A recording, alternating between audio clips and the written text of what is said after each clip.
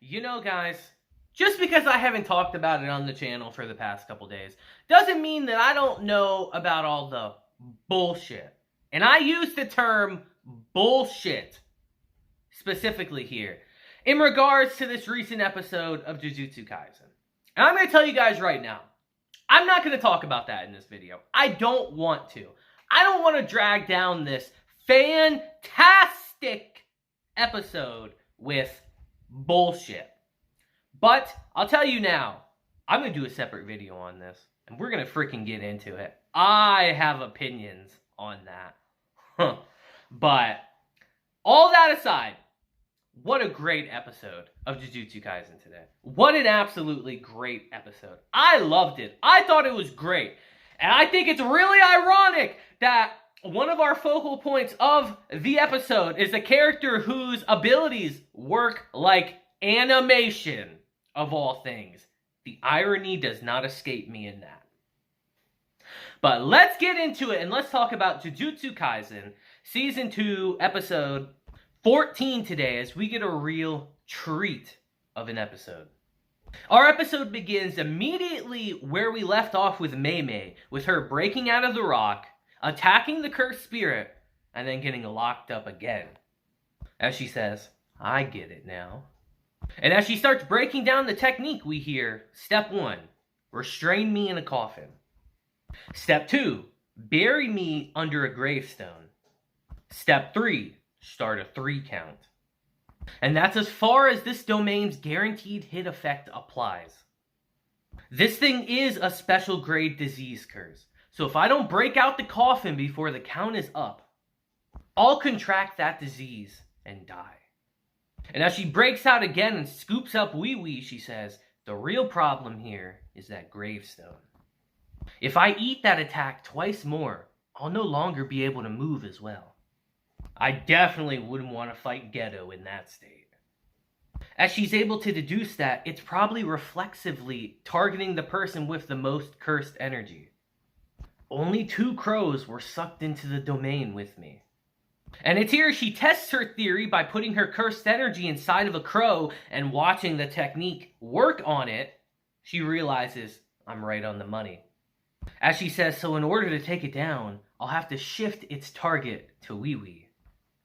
But Wee Wee will die after taking 1 hit from that gravestone. As she asks him directly, Wee Wee, will you die for me? As without blinking, he says, are you sure that's alright? May I die for you? And it's here as he steps out and unleashes his cursed energy, we hear, the moment I released my cursed energy, Nisama suppressed hers. And as its focus shifts to Wee Wee and he gets put in the coffin, he starts the count. Only for Mei to get right in his face and cut his hands off. As she says, did you think I only brought that boy to carry my things?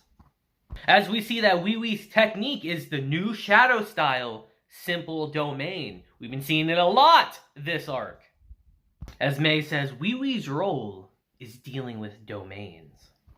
You see, it goes against my principles to owe anyone anything. So I leave that aspect up to him. And it's here as the cursed spirit thinks he has the drop on her. We see her last crow fly directly through it, taking it out. All a part of the plan. As Mei says, what do you think is the greatest way to instantly boost the sorcerer's base power? As Wee Wee says, it's using a pact that puts your life on the line. As he says, the crowning attack of Nisama's curse technique, Black Bird Manipulation, is Kamikaze Bird Strike. She forces her crow to commit suicide, which in return removes the limit on a crow's normally feeble cursed energy, as she makes them slam into her opponent. No human can stop this technique, besides Satoru Gojo. That's also been a common trend in this arc. As we see, they leave the domain, and Geto is waiting for them. As he tells them, not bad for a modern sorcerer. And it's here as we transition to our next scene, we hear, Satoru Gojo's been sealed, huh? I feel like I've been bushwhacked. I'd be happy to toast the fall of the Gojo clan. As Maki says, go home if you're not gonna help. As Naoto says, that's what you should be doing, Maki. As we see, even Nanami agrees with him in this regard, as Maki says, I'll be more useful than some drunkard. As Nanami's like, you been drinking? And he's like, no, I haven't been drinking. And our boy Nanami just can't catch a break. But we don't have time for shenanigans here, as immediately upon entering this room, they sense a spirit, as Nanami says, I'll take this one. As they see a cursed spirit who they don't name in the episode, but he's named Dagon. As we immediately hear, you guys are a bit too slow. As Naoto has seemingly already captured him in the blink of an eye. As he shatters this glass frame and sends him flying. As Nanami says, I didn't see anything. This must be his technique. And what a very ironic technique it is for this episode. Because it's here as Dagon spits out the bones of who knows how many people we hear. Just how many people have you eaten? And as Dagon starts thinking about his comrades here, he thinks of Hanami, who was killed very unceremoniously, very quickly in our arc. As he says, how dare you kill Hanami? And undergoes a rebirth in a way. As Naoto says, I see. No wonder you are so weak. You are still only a cursed womb. As we see his new form looks a bit more deadly. And it's here in this moment he immediately floods the entire room with water. And it's here we see Dagon and Naoto just talking right past each other. Naoto talking about frames and animation, and Dagon's just trying to say, hey, we cursed spirits have names too, you know. But neither is listening to the other, so we cannot talk this out. But it's here as Nanami attacks, we're past the point of talking. As he sends him flying down and Maki comes charging in. As we see Naoto come behind him and put him in another glass pane, only for Nanami to come striking down on it, shattering it, but he blocks it. As we're already at a bit of a stalemate, as Nanami says, it took no damage. Or rather, feels like it has endless HP. And it's here as Dagon just strolls up to him. Naoto says, a defensive barrier of water, huh? Can you produce large-scale attacks at the same time, too? You still have several techniques left, right? And as they all charge in, we hear, I'll kill you quickly, before you can use your technique. And it's here as Dagon jumps out the way, we hear, oh, so you can hover, huh? I'd escape upward too. As Naoto sends him hurling back into the ground and he says, wait, I can't activate my technique. And it's all this man's fault. And it's here as our fight continues. It looks like Naoto is dominating Dagon here as we start to break down his ability. And what an interesting ability it honestly is actually, as we hear projection sorcery. The curse technique of Naoto's Zenin. It splits 1 second into 24 frames from his field of view and allows him to trace the actions created in those frames at the start. And while it's active, anyone he touches with his hand must also define their actions within 1/24th of a second. If they fail to do so, then their action hangs and they remain frozen for 1 second. And as we get into it more, we hear, there are risks, of course. The actions defined cannot be edited halfway through. Creating actions that excessively ignore physics and paths of motion will result in him freezing as well. But still, with his innate sense of frame beats and time, he's managed to become the fastest sorcerer, aside from Satoru Gojo, of course. And it's here as he punches Dagon straight in the gut. We see that was all part of his plan. As all of a sudden, we're transported to a beach. As we hear domain expansion. Horizon of the captivating Sakanda. As immediately, everyone is hit with an attack. As Maki says, Shikigami, so this is the domain's guaranteed hit attack? I didn't notice until they struck. No, they didn't even exist until they hit. As we hear secret art, falling blossom emotion. An anti-domain technique passed down among the big three clans. Like simple domain, the user does not activate their own domain. And instead, the moment the domain's guaranteed attack hit activates, it protects the user by countering with their own cursed energy. As Dagon says, I knew that man was different from the others. I'll split my power 70% to the mustached man and 30% to the man in a suit. As all of a sudden we hear, activate technique, death swarm. As all hell immediately breaks loose. And it's here in a panic, Nanami says, Maki, the Shikigami aren't heading straight for us. They'll be gouging out our flesh in the next instant. The moment you feel contact, cut them down one after another. As we see Nanami get absolutely swarmed here. And as Naoto seems to be defending himself well, he says, the surge of Shikigami aren't abating at all. As we see Dagon took that instant to attack him directly, as he's deemed him the biggest threat, saying, the sea is the source of all life. As he's immediately attacked here. And as Maki tries to charge in, she's immediately attacked too, as Dagon says, you're weak. And sends her flying. As he says, Death Swarm is a swarm of endlessly emerging Shikigami. As we see Naoto get swarmed as well. Things are looking real bad immediately. But we suddenly hear, if you're gonna call me weak, then kill me in a single blow.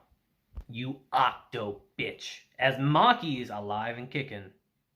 But it's here in this moment, we get a genuine surprise as all of a sudden we see a giant black cloud with Megumi's arrival. Wasn't expecting him, gotta admit. As we see, he brought one of her strongest cursed tools here. As she says, man, you really are one hell of a cheeky underclassman. As Dagon tells Megumi, you dare infiltrate my domain on your own? And as he tries to attack Megumi here, we see Maki jump in with her cool-ass nunchucks, bro, and send Dagon flying here. As he realizes the guaranteed hit effect of my domain is gone. That boy is deploying his domain, and right now, his domain and mine are playing tug of war.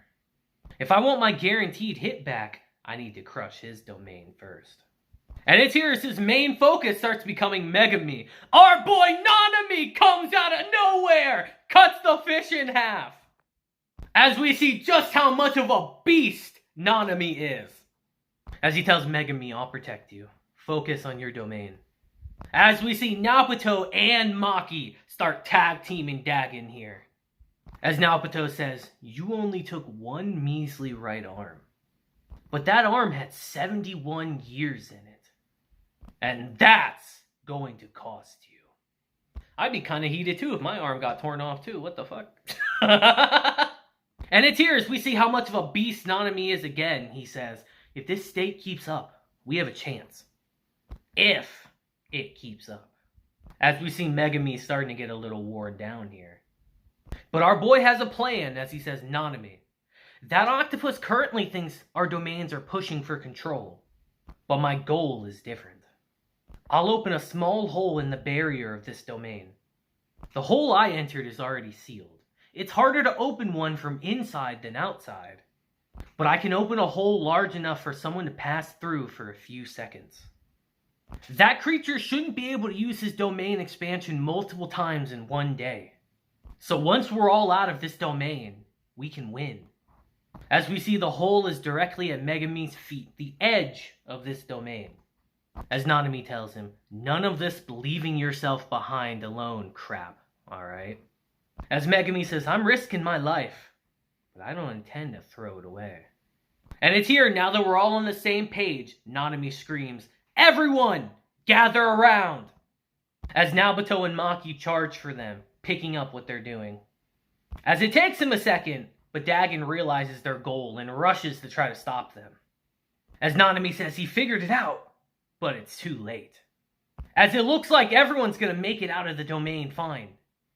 Until this motherfucker Toji comes busting in, smile on his face. And with that, our episode ends like that. Man, Toji! He had to ruin it, man! Chaos incarnate right here! Oh, dude, I don't see anything good happening from that. No! Shit! Oh, man. Jujutsu Kaisen's been so good these past couple weeks, guys. Fucking Toji! I don't see anything good happening from his appearance at all. Fuck, is someone gonna die? I think someone's gonna die, dude. Oh, man. Jujutsu Kaisen's been crazy. I can't even fathom the hate that it's been getting the past couple weeks. Talk about actual fucking dumbasses. But this was great. This was great. I love how in Jujutsu Kaisen, it's not about who's the strongest person. It's about figuring out the other person's technique and countering it. It's just like Hunter x Hunter in that regard. And I love that. That's so great. That's what makes this show really great to me. Man, what a great episode. Did I say great enough?